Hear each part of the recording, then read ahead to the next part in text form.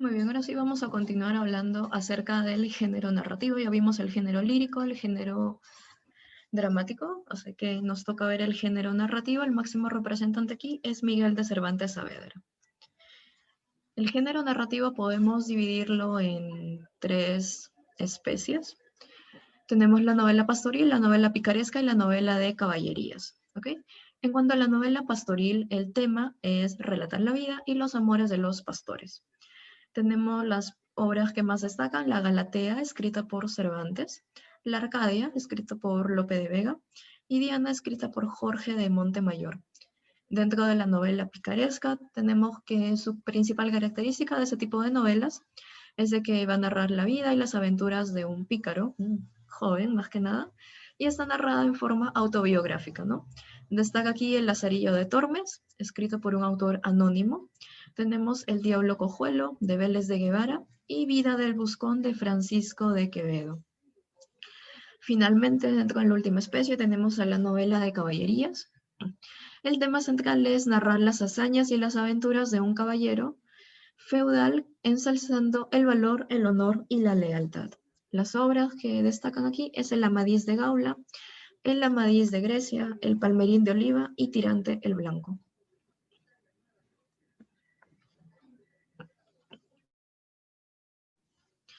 Así que vamos a hablar acá un poco acerca de El Lazarillo de Tormes, otra de las grandes obras de la literatura universal. Tenemos que El Lazarillo de Tormes es de un autor anónimo, no se sabe quién lo escribió.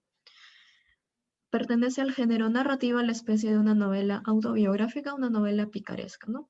Se estructura en 7 tratados y un prólogo. El tema es la honra del personaje principal, que se llama Lázaro, ¿no? Tiene, a lo largo de esta historia, nos relata que él está al cuidado de 9 amos, ¿no? Que ya lo vamos a ver en el argumento, ¿no? A ver, el Lazarillo de Tormes empieza con un prólogo. En este prólogo lo que podemos darnos cuenta es de que la obra en sí es una epístola, una carta que dirige el protagonista hacia una persona X, no se sabe quién es, y a lo largo de esta carta va narrando todas sus aventuras, ¿no?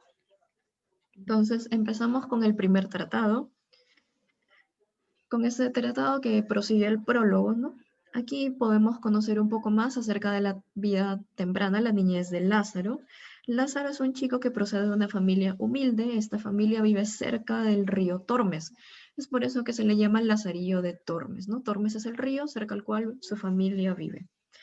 Sus orígenes son un tanto vergonzosos para la época. Su padre es ladrón y su madre, al separarse de su marido, se casa con un hombre de raza negra con el cual tiene un hijo.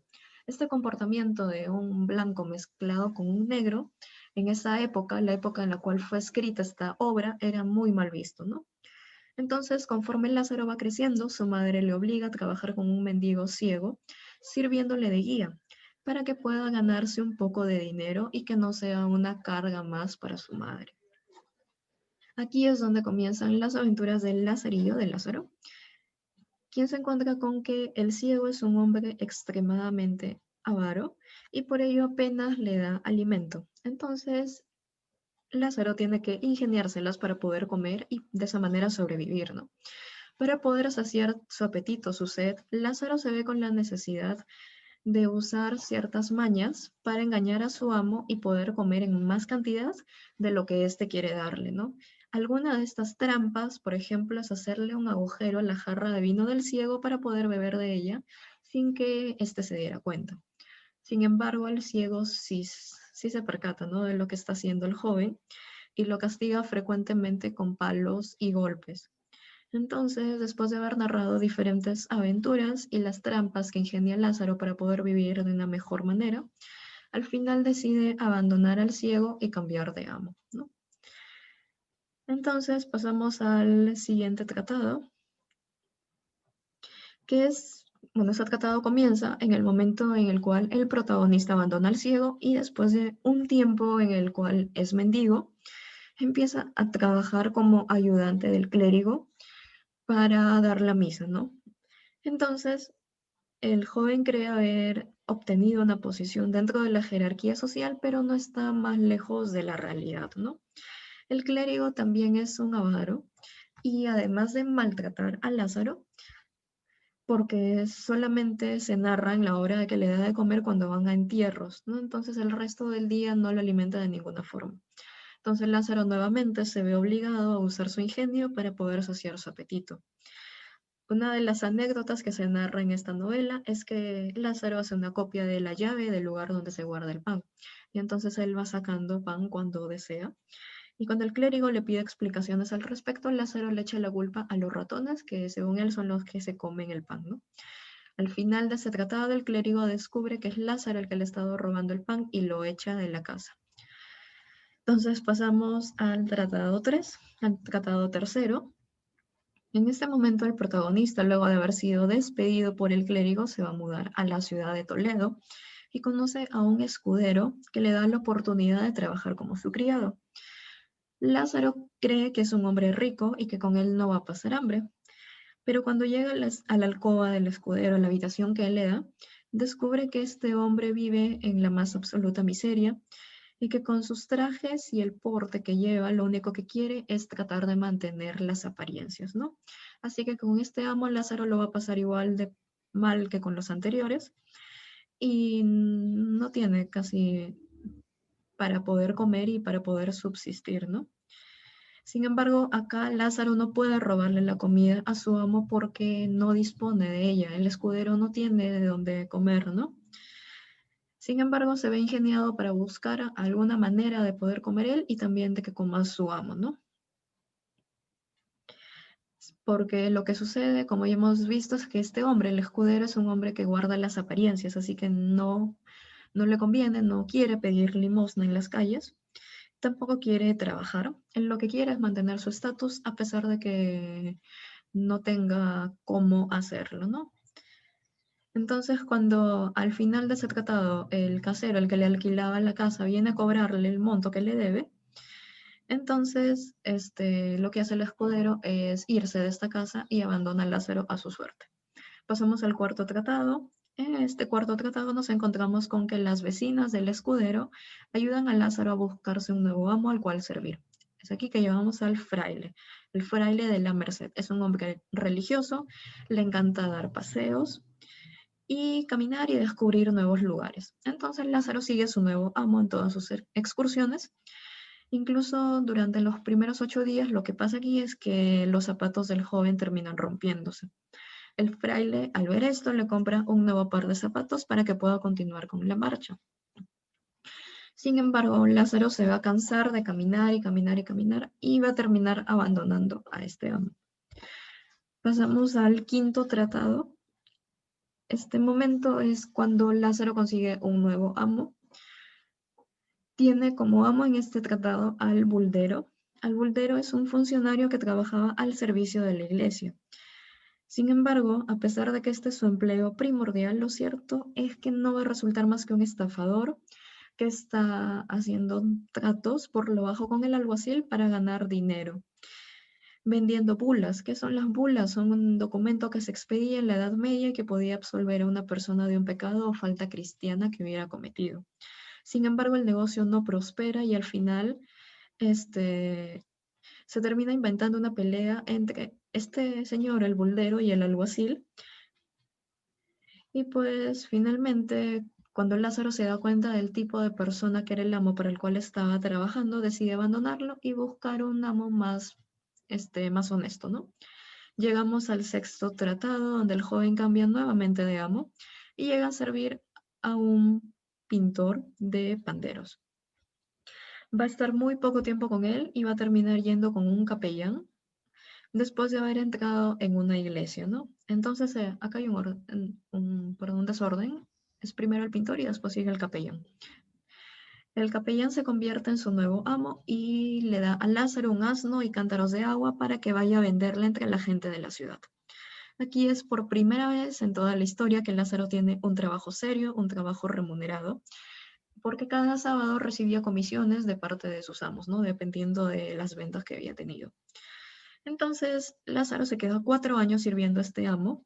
Ese tiempo aprovecha para ahorrar dinero, con lo que puede comprarse ropa y su primera espada.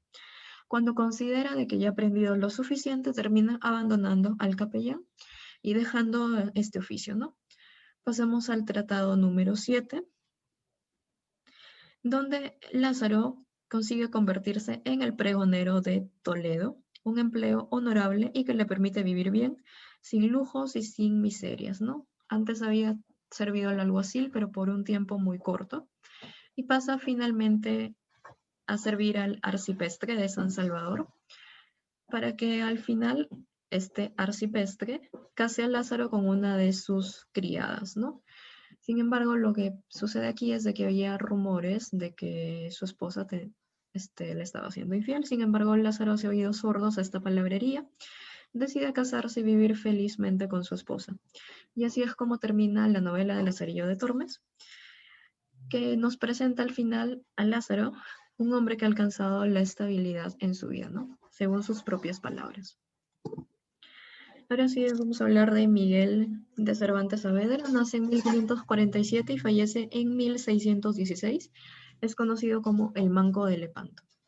En 1551 se instala con su familia en la ciudad de Valladolid y en 1566 se muda a vivir a Madrid.